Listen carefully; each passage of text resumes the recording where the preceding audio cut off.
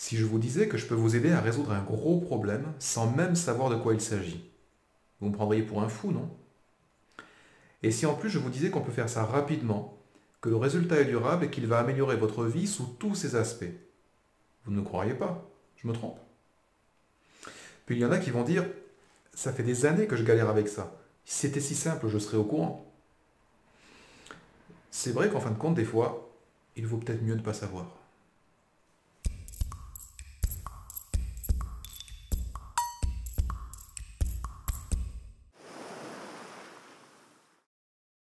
Bonjour, je m'appelle Benoît Venot. Je suis coach et formateur en développement de la personne et j'ai un cabinet à Pau dans les Pyrénées-Atlantiques. Je suis formé à l'hypnose et aux thérapies brèves et le cœur de mon travail, ce qui m'anime, ce qui me donne envie de me lever le matin depuis des années, c'est le changement, la transformation. Et surtout, quand ça paraît impossible. Vous savez, 50% des gens que je reçois ont déjà consulté un ou plusieurs psychologues ou thérapeutes avant de venir me voir. Je ne sais pas si vous voyez de quoi je parle, mais bien souvent ces personnes en ont vraiment marre de raconter leur histoire. C'est comme si ça tournait en rond, comme s'il fallait recommencer encore et encore. Raconter votre vie, vos problèmes, votre enfance et tout ce qui vous fait souffrir. C'est comme si ça n'avait pas suffi d'avoir vécu ça une fois et qu'il fallait encore et toujours recommencer, revivre les moments difficiles. Et c'est long et ça dure et ça n'en finit jamais. Et quand vous rencontrez un nouveau thérapeute, il y a à la fois cet espoir de pouvoir enfin passer à autre chose et en même temps la crainte, la lassitude de devoir tout reprendre à zéro. Et tout ça pour un résultat, en fin de compte, assez incertain. C'est juste épuisant. Alors oui, je crois qu'on a le droit d'en avoir marre de cette répétition, de faire revenir à chaque fois la souffrance et les problèmes. On a le droit aussi de ne pas se sentir à l'aise pour parler de certaines choses, des choses qui sont intimes et qu'on a du mal à exprimer. Et des fois, on ne sait même pas d'où tout ça vient. Et alors, à quoi bon rabâcher 1000 fois les mêmes histoires? Alors oui, quand quelqu'un vous dit, on va faire une première séance pour faire connaissance, vous avez le droit de vous sentir un peu désespéré. En vérité, le problème, c'est que la grande majorité des psychologues et des thérapeutes sont convaincus que la seule façon de vous aider, c'est de retrouver l'événement qui est à l'origine de vos malheurs. Retrouver cette origine permettrait d'avoir un insight, c'est-à-dire une prise de conscience. Quand tout d'un coup tout s'éclaire et qu'on se trouve libéré d'un vieux schéma qui nous tenait prisonniers. Mais parfois, il n'y a pas d'événement particulier vraiment marquant.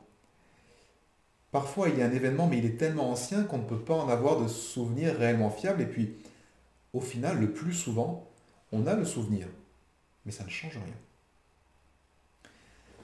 Pour la petite histoire, cette idée d'insight a été élaborée par une psychanalyste d'enfants autrichienne qui s'appelait Hermine Hug-Helmuth et qui a eu une mort tragique.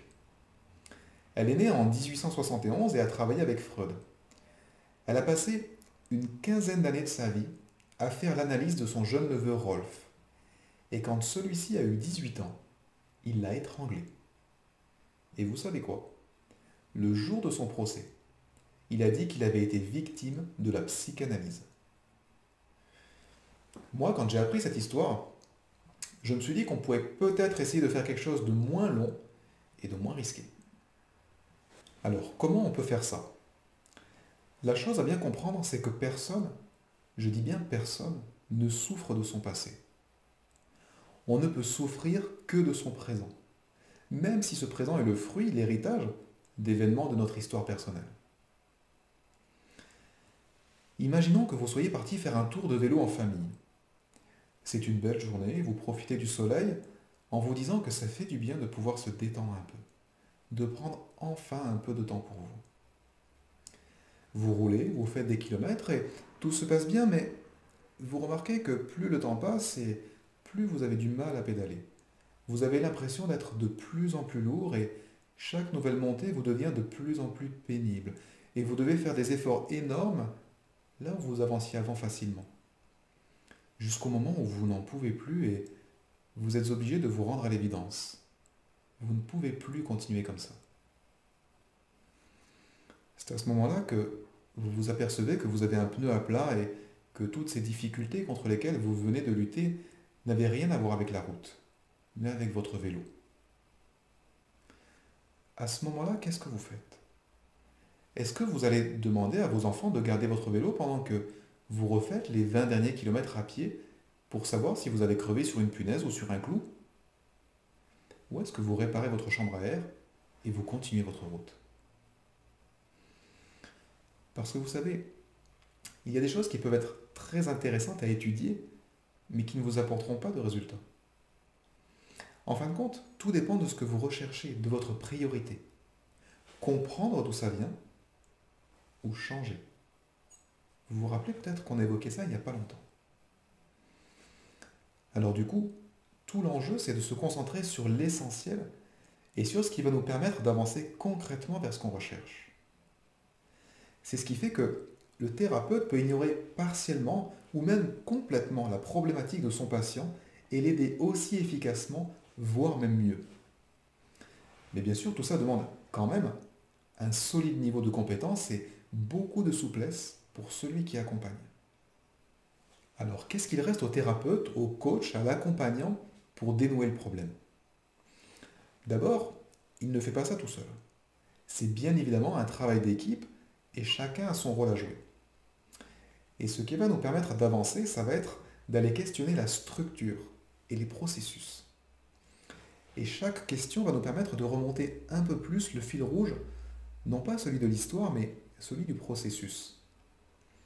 Poser ces questions-là, c'est comme suivre un fil d'Ariane qui nous permet d'entrer directement dans la structure et d'allumer des petites lumières dans l'obscurité. C'est comme si on pouvait découvrir de l'intérieur le fonctionnement des organes, des tissus, des cellules, et descendre juste là où c'est nécessaire pour remettre les choses en ordre. C'est comme si, au final, tous ces problèmes, ces difficultés, avaient leur origine, prenaient leur source en un endroit bien précis. Et quand on est capable de se rendre dans cet endroit, tout devient beaucoup plus facile, et on peut accomplir assez simplement des choses extraordinaires. Et tout ça, juste parce qu'on est là où ça se passe, et qu'on a les moyens d'agir d'une façon très ciblée. La thérapie secrète, c'est un vrai challenge pour l'accompagnant. Ça lui demande un gros travail personnel, de vraies compétences et énormément de souplesse. Mais c'est un jeu qui en vaut la chandelle. Parce que quand on travaille de cette façon-là, on évite toute forme d'intellectualisation. Et vous avez peut-être déjà compris que ça, c'est un gros frein au changement. À trop vouloir réfléchir, on finit par ne plus avoir la capacité d'agir.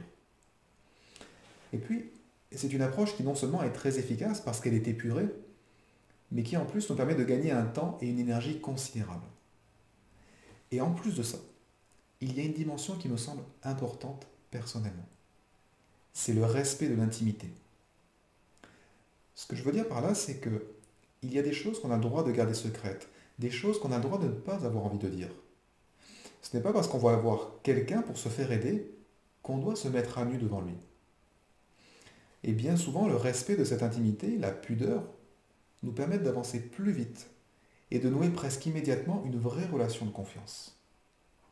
Vous savez, j'ai passé des années à développer, à construire cette approche et aussi pas mal d'heures à faire cette vidéo pour vous en parler, pour que vous sachiez que ça existe et qu'on peut faire différemment. Et probablement qu'avec ce que je viens de vous dire, je vais me faire des ennemis.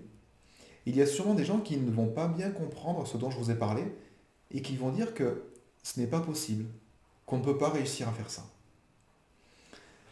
Alors, ça m'intéresserait assez de savoir s'il y en a parmi vous qui ont déjà vécu cette expérience ou qui ont pressenti que c'était possible d'opérer un changement profond sans avoir à tout dire, à tout expliquer. Si ça vous est déjà arrivé, si vous comprenez de quoi il est question, s'il vous plaît, laissez-moi un petit commentaire. Ça m'aidera à me sentir un peu moins seul et à savoir qu'il y a encore des gens qui croient que oui, c'est possible de se changer et de changer sa vie en profondeur une bonne fois pour toutes, de tourner définitivement la page du passé et de se donner les moyens de devenir la personne qu'on mérite vraiment d'être. Allez, prenez soin de vous. À bientôt.